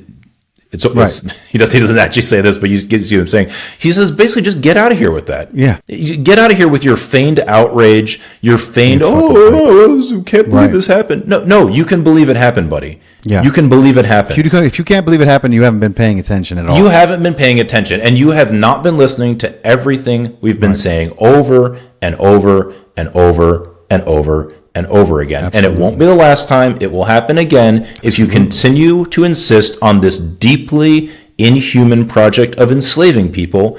Then your kids are going to get their heads cut off. Right. And that's not right. That poor child, I don't know his name, but it was literally an infant, like in a crib. Right. They and actually, the story. I just read a book about this on the plane.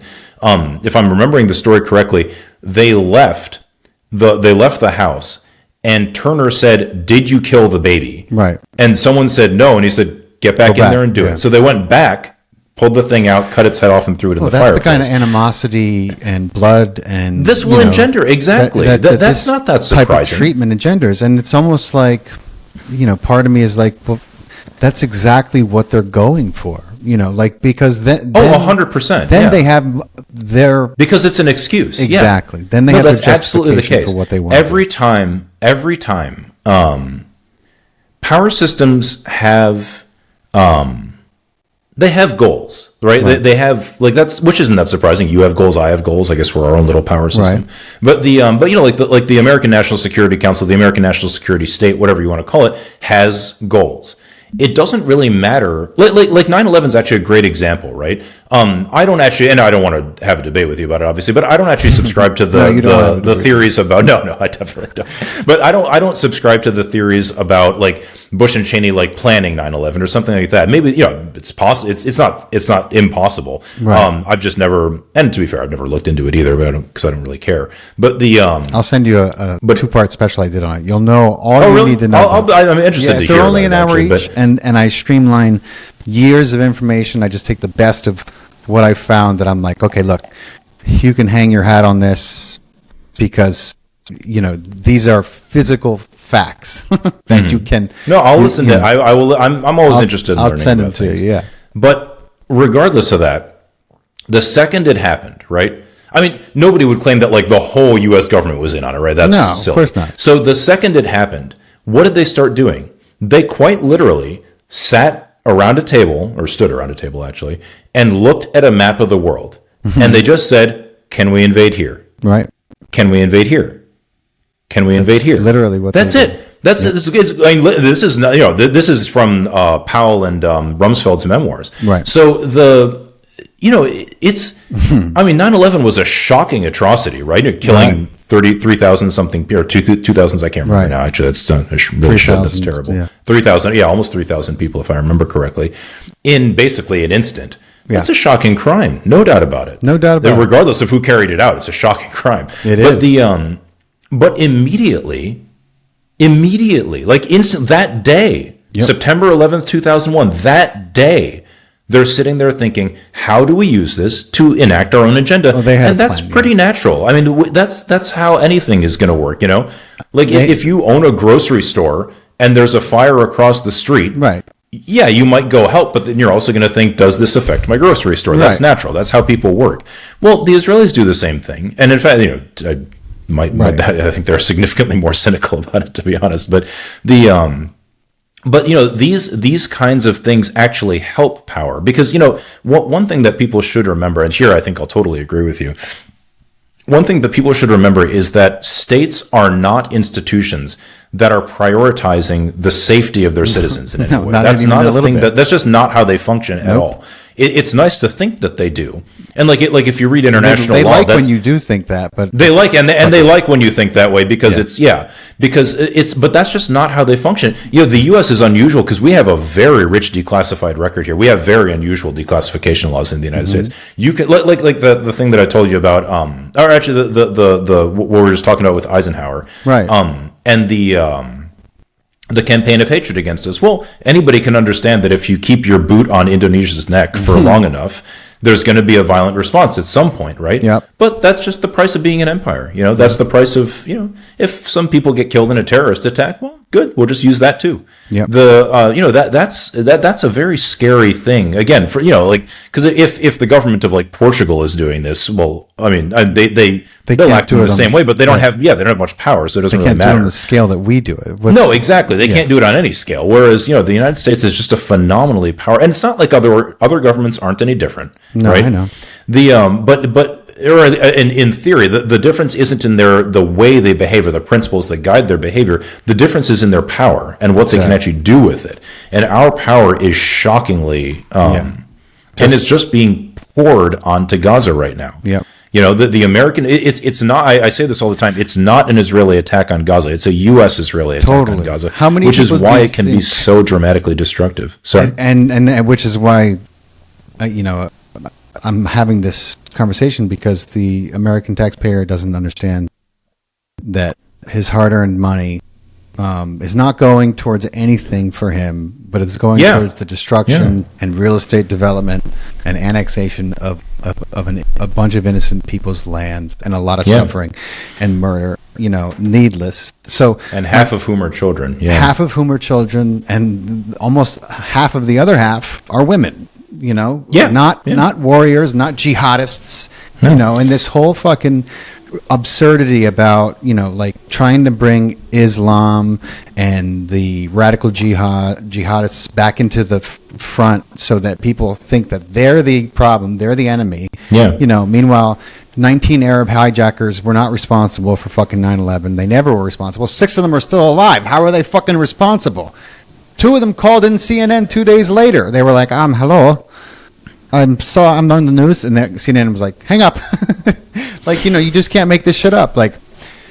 Anyway. Well, but in that vein, you can get it's kind of amazing with even Al Qaeda itself. The U.S. was very openly working with Al Qaeda. I'm not talking about 9/11, but and Bin Laden. but not even both before 9/11 and afterwards. Yep. It would have been probably 2014 or 15 or 16, somewhere around there. Basically, when the war in Syria broke out, it's over now, thankfully, but the war in Syria was between a secular, the Ba'athist government, the secular Ba'athist government, which is run by the Alawite minority, but the Bashar al-Assad, and Al Qaeda. Basically, I mean, there's more to it than that for sure. Some poor specialist at home is like, "Oh my God, I can't believe you just said that." We named them as the arch villain. Right. Now we're funding them. But now we're funding them, exactly. But that's the thing, is the U.S. is openly. Yeah, it's not totally. it's not a hidden thing. No, it's not. The U.S. Helped Al Qaeda infiltrate Palestinian refugee camps in Lebanon, and then the Lebanese army and Hezbollah had to go in there and get rid of these people. Right. This happens all over the place. Yeah, and it's hardly the first time. After the Vietnam War. The big bugaboo in Noam Chomsky wrote a good book about this called it's called The Political Economy of Human Rights. It's the second volume of that book, in case anyone's interested. But the subtitle is The Reconstruction of Imperial Ideology After Vietnam, something like that. And that's basically what the book's about. And he shows how the Pol Pot regime in Cambodia which was a grotesque regime, no doubt about that, right, was all of a sudden catapulted into uniquely genocidal, uniquely evil. So well. The whole fact that the U.S. had just bombed Cambodia into the Stone Age is just completely erased from the whole thing. Right. But look how bad they are. Right. Look how dastardly, and again, all correct, and they weren't nice people.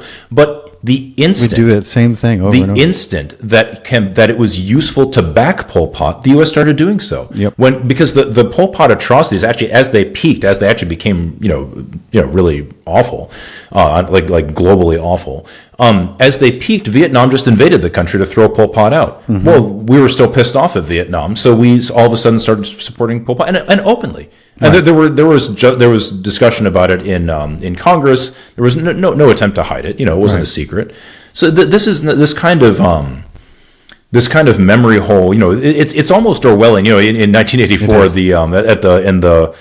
towards the end of the book, there's a political rally going on, and the guy is saying that we're at war with Oceania, and in the middle of saying the word Oceania, he switches it to the other country that they're at war with. I can't remember what it was.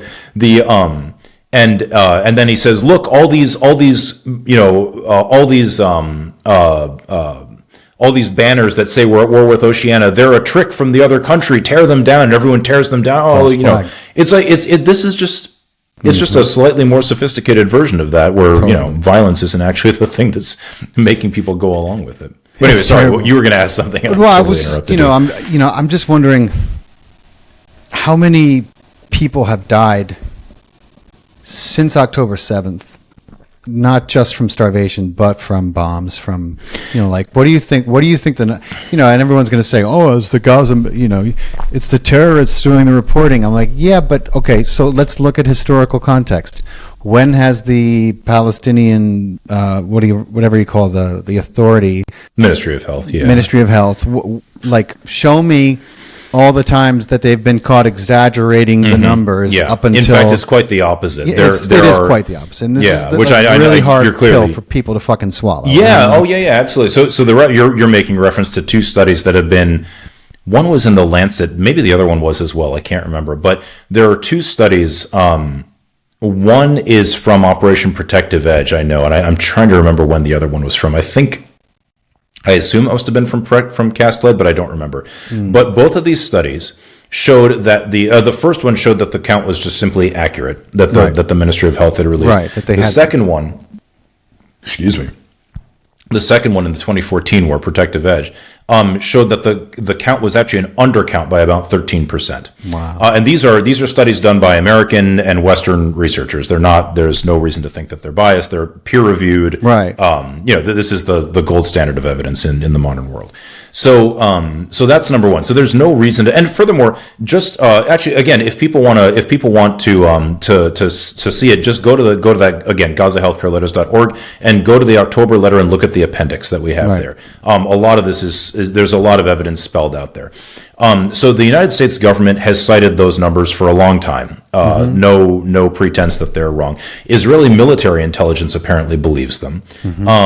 So there's just no reason to think that they're being inflated. But there is a major difference between this war and those other wars. I'll just give you like a personal example. So on March 18th, the widespread bombing resumed, and we had this huge mass casualty event at Nasser Medical Complex. And it was I was a resident during the Boston Marathon bombing at Boston Medical Center. So I've seen mass casualty events, and I've been in Gaza before, so I've seen mass casualty events before, but this was unlike anything I've ever seen. Nasser Medical Complex alone saw 221 patients that morning. That's insanity. I mean, just to give people some reference, Nasser Medical Complex has 250 beds about, and so it's not a huge place. But with the tent extensions on the outside of the hospital, which they don't have electricity or oxygen or anything, they're basically just beds. Right. But with the tent extension, we have 450 beds. So let's just say it's a 450 bed hospital. All of the level 1 trauma centers together, if you combine them, all 6 of them in Boston, have 4,000 beds. It's like 3,966 if I remember exactly, but it's 4,000 beds. All of those hospitals together on Patriots Day 2013, the Boston Marathon bombing, saw 129 patients. Wow. Nasser Medical Complex alone saw 221 patients. So this is just totally insane. Like the mismatch of needs to resources is enormous. But so because this was such a monumental I couldn't believe. At the end of it, I was like, oh my God, wanting to pass out. And so over the next few days, I said, how many patients did we actually see? So I looked at the hospitals, and again, I'm writing a paper about this now. That's why I know the numbers. So I looked at the hospital's electronic registration system, which is very straightforward. Category 7 is people who were injured in conflict. Injured in the conflict. Right. They categorize those people as 7. So if your neighbor shot you, that's not going to be considered conflict. It's just when it's related to conflict. So there's that. And then category 63 is those people who died. right? Well, all the Ministry of Health numbers is that database in each hospital transferred to the Ministry of Health. That's all they are. Right. There's nothing, unless you believe that the registrars, like literally the people sitting in the ER typing in people's names, are making this stuff up on the fly. It's completely, it's just totally idiotic. There's no way to say that this is fake. But there's a much more. So the idea that any of these people who are listed as dead are not dead. I mean, could there be an error in the data entry? Yes, of course. That's silly. If they go through the data and they find 5 people who were thought to be fine. There's also I'm sure I wouldn't be surprised if to this day there are unknown names on the 9/11 death list. That happens when people are obliterated. Right. Exactly. A large number of the bodies from 9/11 were never found because they were in a heaping pile of smoldering rubble for months. They were evaporated. They were just completely obliterated. They found DNA on neighboring rooftop buildings. I wouldn't be surprised at all. I wouldn't be surprised by that at all. And these, the bombs that there's still anyway. But the the idea that these numbers are faked is totally ridiculous. But then the question is, are they accurate? Right. So, and now not accurate in terms of being too low, because it's just a count, this person and then this person and then this person. So it's just a count. But the question is, are they missing people? The answer is absolutely yes. Yeah. So there is another study in the Lancet. I forget if it's in the Lancet or the Lancet Open, but they're basically both Lancet journals. The Lancet is the most prestigious medical journal in the world. Doesn't mean everything they publish is true, obviously, but it's a very prestigious journal. Right. So there is a team of researchers. If I'm remembering correctly, they were from Japan, Canada, and the U.S. I think Yale in the U.S. and maybe Nagasaki University, and I can't remember where in Canada. But so they put together a team of researchers, and they actually got the entire Ministry of Health database, not just the aggregate numbers, like how many men, how many women, how many children, how many elderly, but they actually got the line by line, like name, ID number, age, location of death, all of that stuff. So they got the entire list of people, and this, I think they got it in September of last year, if I'm remembering correctly. Then they did what Air Wars does, which is they went through news reports with a fine-toothed comb, and they cross-referenced each and every one of these things to someone who was reported dead on the Ministry of Health database. And they also culled through social media postings. And I'm pretty sure they required 2 separate data points. Like, it couldn't just be someone said on Facebook or Instagram, my son was killed. It had to be that and a news report about it, or that and it had to be in the Ministry of Health databases or something like that, right? And they found, there's no statistics in this. It's just a huge culling of the internet to look through it in detail. They found that the Ministry of Health data was underreporting even publicly verifiable deaths by about 40%. Wow. Right? So that would mean about 90-something thousand people have been killed now. Wow. There's an article that I'm almost positive was in the Lancet as well. Just using the Ministry of, so forget the extra 40%, just the Ministry of Health numbers showed that Gaza's life, you'll never believe this, that Gaza's life expectancy has been cut almost in half by this attack. Almost in half. That is absolutely, it's like fucking 40.7 and totally unprecedented in world history. Nothing like that has ever been done to any place on Earth, other than maybe the inside of a Nazi death camp. But I mean that completely seriously. No, of course. Yeah. That is absolutely insane. Right. So that's the second thing. But the third thing is just to give an idea of the scale. So Air Wars is a British, it's an NGO, it kind of functions as a research firm, and they just they just look through the internet. I don't know how many people they have just looking through the internet constantly, but they wrote what I think is the most horrifying thing I've ever read. I'm not much of a stories guy. I'm much more of a numbers and that kind of thing. So to me, this is really the most, it's hard to explain. But in this report, they went through just the first, October 7th to 31st, so 24 days, right? They went through just the first 24 days of Israeli bombardment of Gaza. There wasn't really a ground invasion at that time. Just the first 24 days. And they found that in those 24 days, less than a month, they could verify that 1,900 children were killed in Gaza. Wow.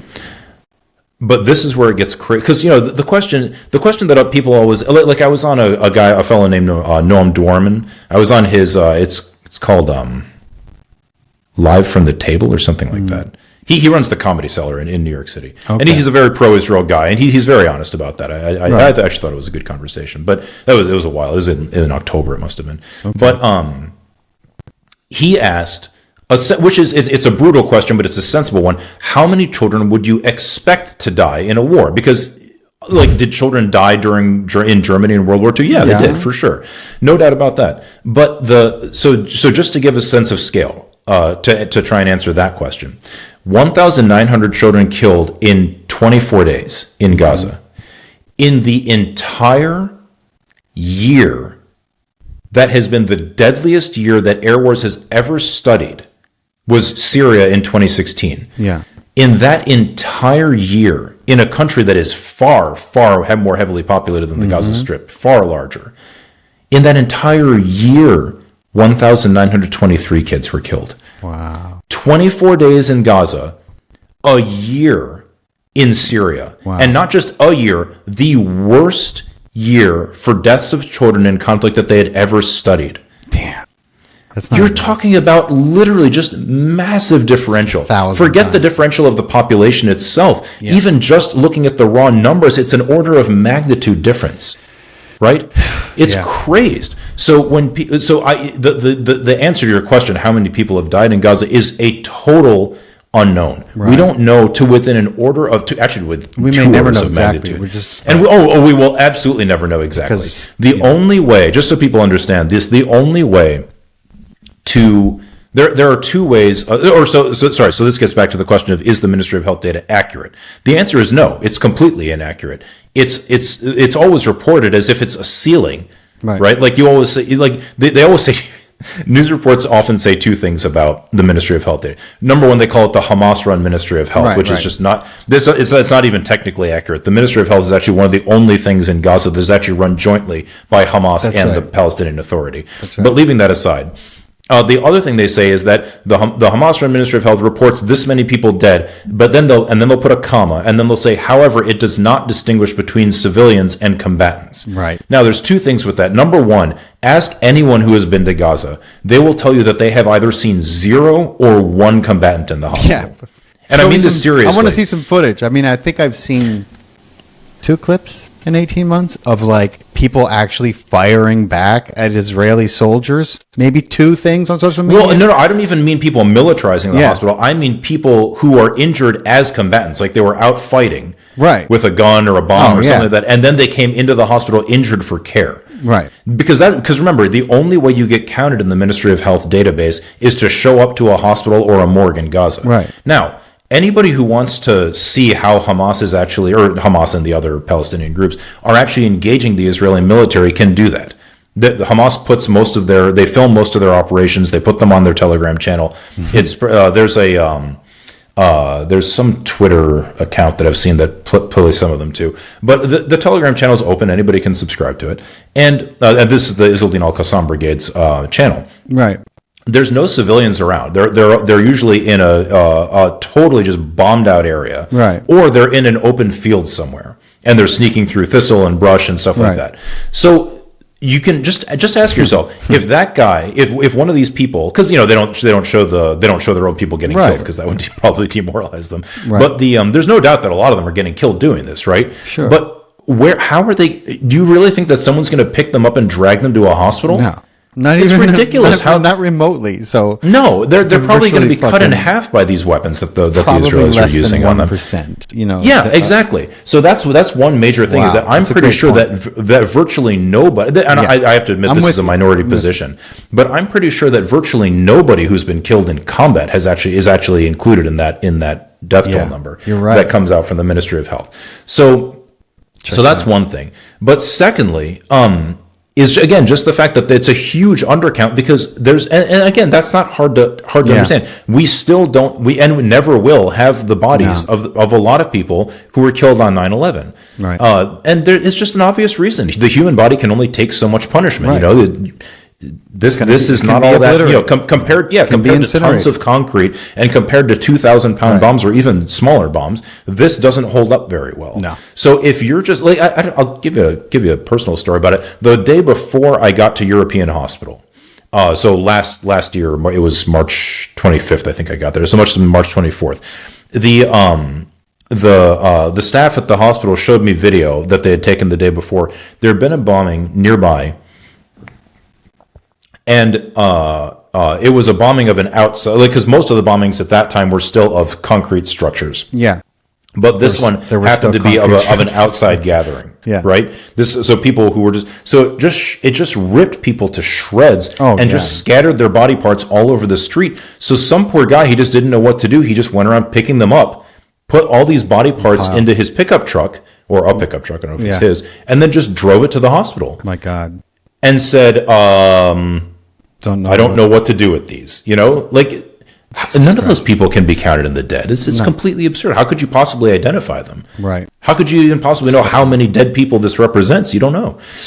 And there's actually the American media has done some good reporting on this. There's a good article in the Washington Post it was October of last year. I don't remember the exact date, maybe October 9th or something like that, of 2024, where they went through 6 or 8, I can't remember, stories of families reporting on circumstances where it is simply impossible that their loved ones were even counted in the dead. Right. Either because they were buried under rubble, or they were just ripped to shreds, or they were killed and it was just too dangerous to go to the hospital because there were ground troops in the area, and any movement just gets you killed. So they're like, well, because just imagine it, you're in your house and Israelis come, the IDF comes through, shoots one of your kids or your wife or your husband, whoever, and then keeps moving.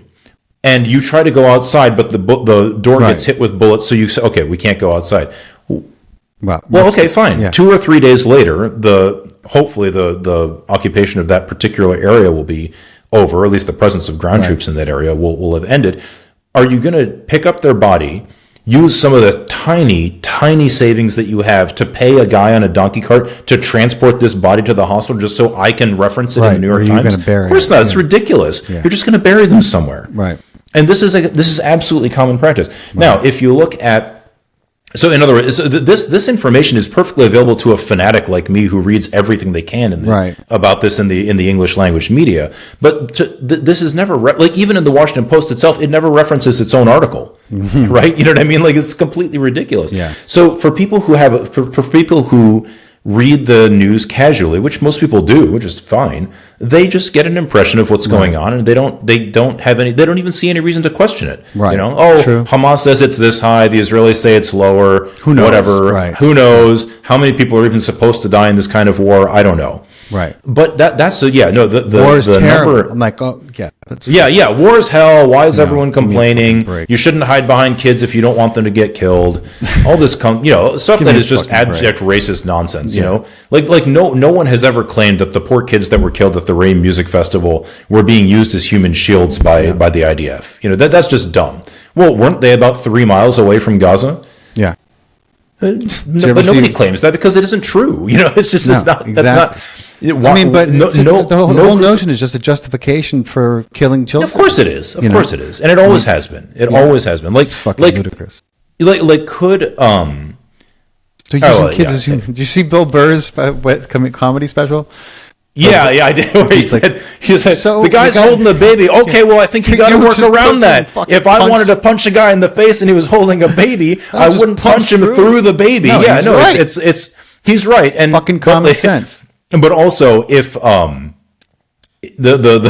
not there, Bill Burr, he's just a comedian. He's just making a joke, which is I thought it was right. But he's genius, both terrifying and funny. But the real analogy would be if someone is running at you, holding a baby, firing a gun at you.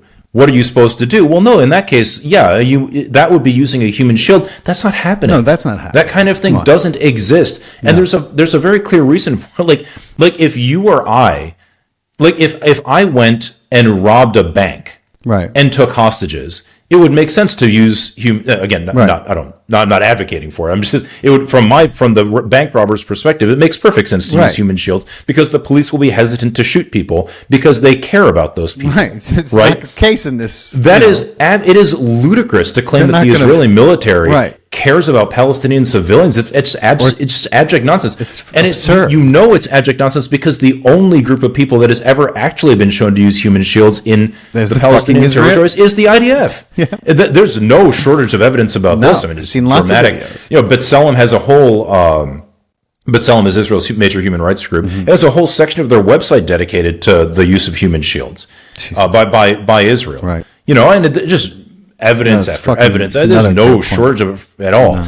No. And it's kind of funny actually because if you think about it, and again, I don't. I'm a doctor. I don't want to see military forces in hospitals at all. Right. But suppose tomorrow Hamas walked into Nasser Medical Complex and with all sorts of guns and bombs and stuff and said, "Look, the Israelis raided this place last year and ripped it to shreds. We're not letting them do that again."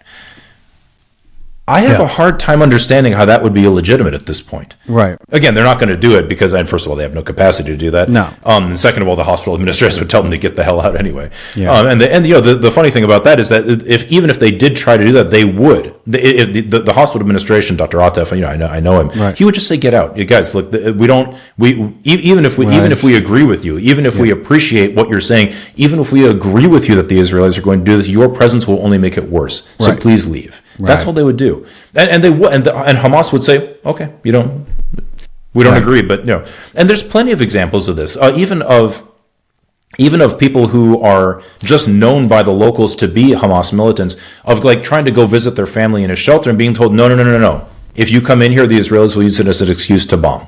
So please don't come in. Okay, they don't. Because they're the whole fucking garbage propaganda about Hamas deliberately sacrificing Palestinians, deliberately attacking Palestinians, sometimes even killing their own. That's pure propaganda, as I suspect. It's complete nonsense from day one. Anybody who just ask yourself, how far would George Washington's revolution have gotten if he decided that the best way to get the British out of the United States would be to tar and feather American children? Yeah. That's so dumb. It's just such a dumb thing. And not you. I know you weren't like. Right. I know you were just playing devil's advocate, but it's so stupid. It's like, wait, how? You realize Hamas was elected to office? I know it was 20 years ago now. It's not like it's still doesn't still give them legitimacy now to rule. But these people were elected. And you're telling me that people are voting for people who are shooting their children? Yeah. That requires